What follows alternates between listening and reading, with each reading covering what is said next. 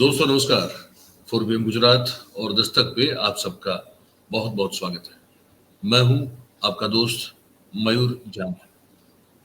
दोस्तों हमने कल अतीक अहमद के बारे में एक कार्यक्रम किया था, आपसे बात की थी कि ये अहमदाबाद जेल में जब रहे अतीक अहमद तो क्या क्या सुविधाएं उनको मिली, कितना पानी की तरह रुपया खर्च करना पड़ा और किस तरह से उमेश पाल का हत्या का जो पूरा षड्यंत्र है वो भी साबरमती सेंट्रल जेल में रहकर ही मोबाइल फोन के जरिए अतीक अहमद ने बात करके अशरफ से, असद से और बाकी सबसे, और फिर वो कैसे उसको अंजाम तक उसको पहुंचाया साबरमती जेल में बैठे बैठे।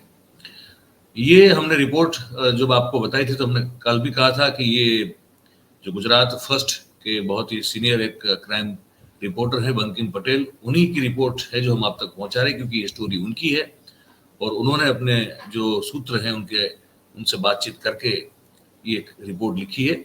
हमको बहुत ही इंटरेस्टिंग लगी तो हमने सोचा आप तक पहुंचा दे। तो आज भी उस सिलसिला को आगे बढ़ाते हैं और उन्हीं की खबर है। बंकिम पटेल ने एक और एपिसोड इस पे लिखा हुआ है, तो बड़ा रोचक जानकारी इसमें जो है दी है, तो वो भी हम आज आप तक पहुंचा रहे हैं।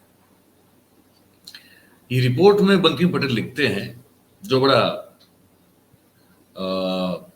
मतलब अगर आप सुन ले तो यकीन ना हो, इस तरह की कुछ बातें हैं, लेकिन क्योंकि ये बहुत सीजन जर्नलिस्ट हैं, क्राइम की बीट कर रहे हैं सालों से, तो उनके पास जो सूत्र अपने होते हैं वो बिल्कुल मजबूत और पुख्ता होते हैं। तो ये तो हम कह रहे थे कि भाई ये साबरमती जेल जो है ये क्या अतीक के लिए महल का काम कर रही थी। अब महल होता है तो महल बहुत बड़ा होता है, तो महल का रख रखाव करना, मेंटेन करने के लिए बहुत पैसा खर्च करना पड़ता है। तो पैसा खर्च करने के लिए जैसे महल का आपको लोग रखने पड़ते हैं, साफ सफाई रखनी पड़ती है, हर चीज करनी पड़ती है, उसी तरह अगर साबरमती जेल को भी अगर आपको महल की तरह इस्तेमाल करना हो तो बहुत पैसा लगता है। बंकिम पटेल कहते हैं कि 25 से 30 लाख रुपया हर महीने का अतीक को खर्च करना पड़ रहा था और उसकी एवज में फिर उसकी पूरी सुख सुविधाएं और 3 से ज्यादा मोबाइल फोन और सब सुख और सुविधा के साथ वो फिर रह सकता था और यहाँ बैठे बैठे वहां का उत्तर प्रदेश का जो उसका कारोबार था अपराध का वो चला सकता था। अब इस एपिसोड में जो बंकिम पटेल ने लिखा है ये बड़ा इंटरेस्टिंग है। तो कह रहे हैं कि अतीक जो है वो डबल एजेंट बन गया था, वो पुलिस का खबरी भी बन गया था। गुजरात पुलिस की बात कर रहे हैं, ये बड़ी रोचक बात है। बता रहे हैं बंकिम पटेल कि यहां साबरमती जेल में बैठे बैठे अतीक अहमद ने जो उत्तर प्रदेश के गुनहगार हो और उसका कोई गुजरात कनेक्शन हो तो वो जो इंफॉर्मेशन थी वो पुलिस को बताना शुरू किया, चाहे फिर वो कोई राजनीतिक मामले में भी हो, क्योंकि वो अब बाय डिफॉल्ट वो क्योंकि सांसद रह चुका था, राजनीति में था, फिर हार गया, पिछली बार अलग बात है, लेकिन तो राजनीति से लेके अपराध की दुनिया तक के जितने भी जो भी जानकारी चाहिए वो एक तरह से वो ट्रेड होता था मामला इंफॉर्मेशन का, और यहाँ जो है उसको फिर सुविधाएं जो है प्रोवाइड करवाई जाती थी। लेकिन साथ में फिर भी इंफॉर्मेशन शेयरिंग करने के साथ साथ भी अतीक अहमद को रुपये भी देने पड़ रहे थे। ये बंकिम पटेल की रिपोर्ट में लिखा गया है। और इसके बाद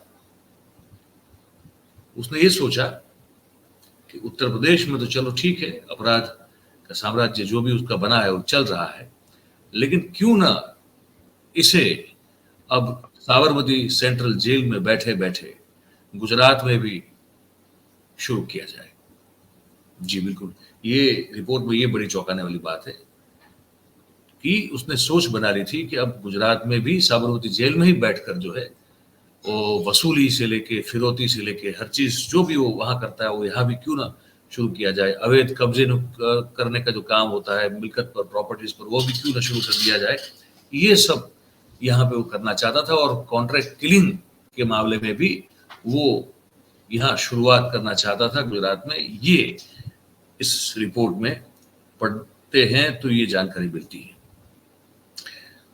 और आयोजन ये था, प्लानिंग ये था अतीक अहमद का, जो बंकिम पटेल लिखते हैं कि वो एक एक्सटॉर्शन रैकेट शुरू करने की बिल्कुल तैयारी में था। और गुजरात के कुछ जो आपराधिक तत्व थे, जो कि साबरमती सेंट्रल जेल में भी बंद थे, और क्योंकि वो लोकल लोग हैं तो उनके, भले ही वो भी जेल में बंद क्यों ना हो, लेकिन उनके भी जो गुर्गे या उनके भी जो साथी सहयोगी होते हैं वो बाहर तो होते ही हैं, जेल के बाहर भी होते हैं। तो इन सब से जो है वो एक एक एक ग्रुप बनाकर, एक गैंग बनाकर, इनके साथ मिलकर अतीक सोच रहा था कि गुजरात में भी जो है एक बड़ा एक्सटॉर्शन रैकेट शुरू कर दिया जाए। और बंकिम पटेल का लिखना है कि सिर्फ स्थानीय गुंडे या लुखे या गुर्गे नहीं, लेकिन कुछ पुलिस का भी इसमें कुछ कहीं साथ सहकार इसको मिलने वाला था।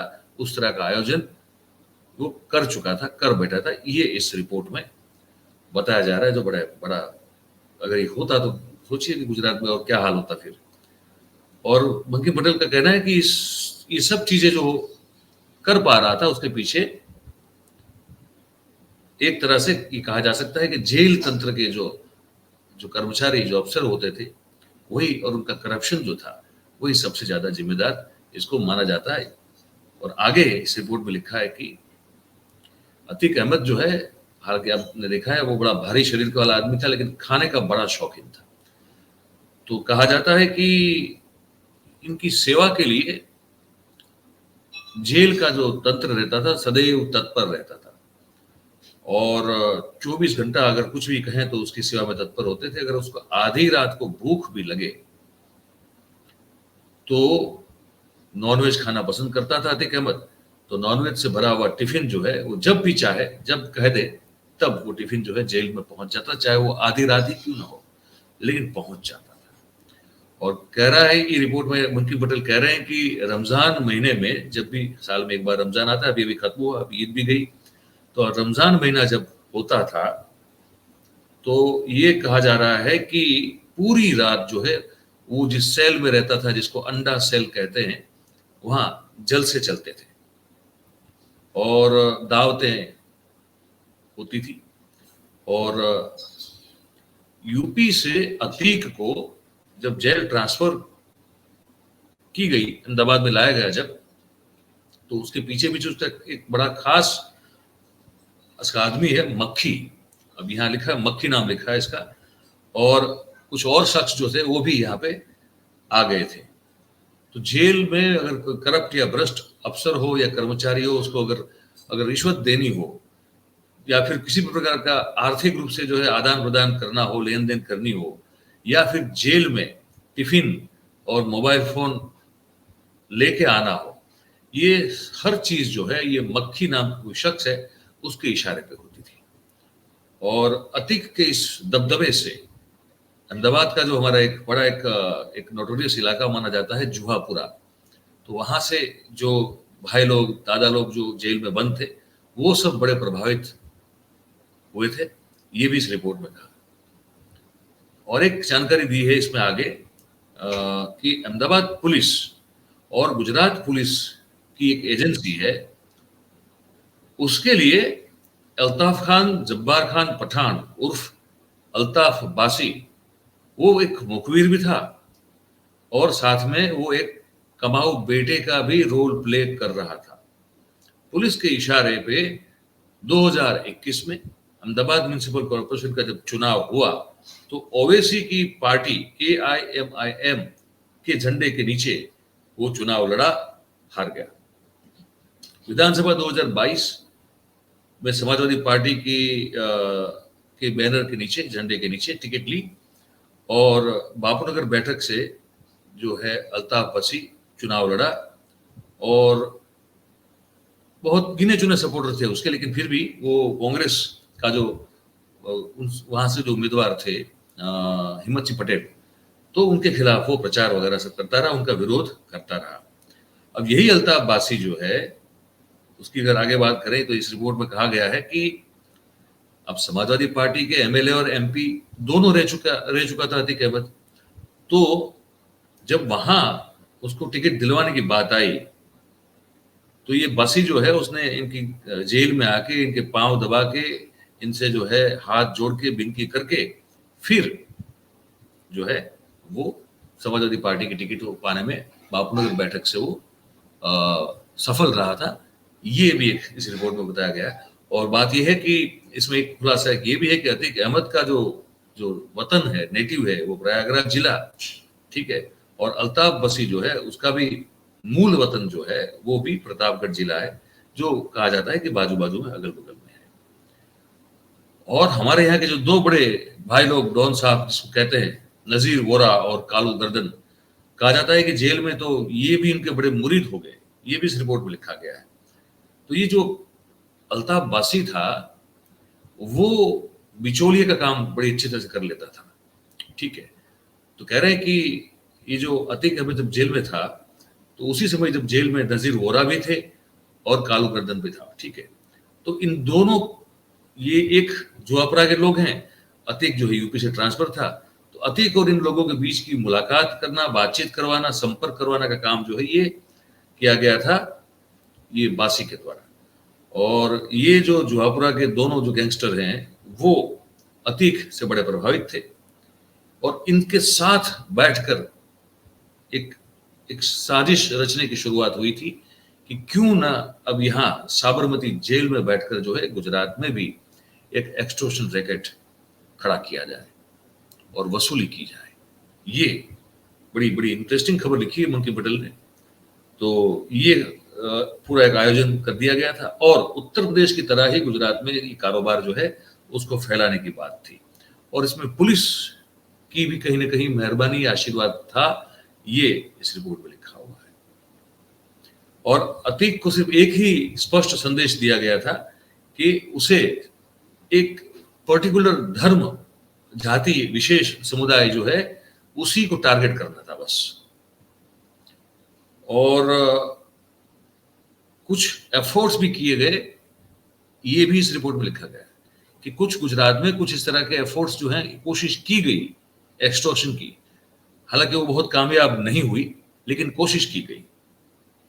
तो ये भी एक बड़ा इंटरेस्टिंग मामला है और आगे मुझे लगता है कि शायद एक दो एपिसोड और आएंगे बंकिम पटेल से, तो ये जानकारी जो है हम आपको और पहुंचाएंगे। तो ये बात रही पूरे कार्यक्रम में कि भाई यहाँ से एक्सटॉर्शन रैकेट उसने जो है गुजरात से वसूली का कारोबार करने का उसने कोशिश की थी, कुछ प्रयास कर पाए थे, हालांकि इतना सफल नहीं रहा, लेकिन अगर आगे रहता तो पता नहीं क्या होता, ये कौन जानता है। और किस तरह से वो जेल में उसका दबदबा था और जब चाहे जो चाहे वो कर सकता था, ये सब जो है इस रिपोर्ट में था, हमने आप तक पहुंचा दिया। तो अब आप अपनी राय, अपनी प्रतिक्रिया, कमेंट, टिप्पणी जो भी है, ये जो कमेंट बॉक्स है नीचे भाई उसमें कर दीजिए। और अगर अच्छी लगती है हमारी बात, अच्छी लगे तो फिर आप लाइक करें, शेयर करें, सब्सक्राइब करें और ज्यादा से ज्यादा लोगों तक हमारी बात पहुंचे उसमें हमारी सहायता करें। इस कार्यक्रम में बस अब इतना ही है। आप सबका बहुत बहुत धन्यवाद। Thank you very much.